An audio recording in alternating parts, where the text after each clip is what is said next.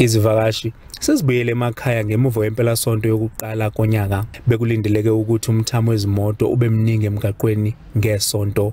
Kodwa kubuka sengathi abantu bathakasele isimo sezulu esihle, baqhubeka nokuzijabulisa ngaphambi kokubuyela emuva. Emini ngomsombuluko kuqale ukubonakala izimoto eziningi zishiya isifundazwe. Ezinye bezishaye ujenge zibheke ngasesifundazweni iGauteng zidlula kuma-toll gate. Traffic on the road hasn't been too bad this festive season. I'm on my way to Inchanga with the family. I'm taking them on a train ride. Abantu banakekela umgwaqo futhi baphephe. Bangafuni kusibulala, bangagijimi futhi kakhulu, uyabona? Yeah, ngoba into lenkulu kakhulu engicabanga ukuthi isinikeza inkinga lamgwaqweni. Ngiletubane, kuyagijinywa, uyabona? Yeah. Stay alert, be safe, don't drink and drive.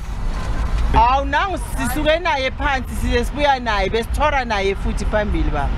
Usiphethe kahle umshayeli wethu, bayangasijaha nokusijaha. Iziphathimandla emgwaqweni zithi abashayeli baziphathe kahle kakhulu emgwaqweni behlonipha nemithetho yemgwaqo.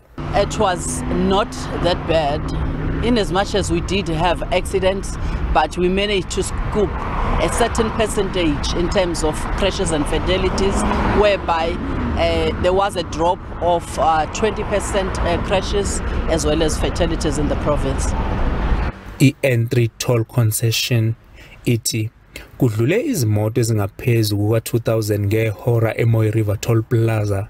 Lord Khadebe, SABC News, eThekwini.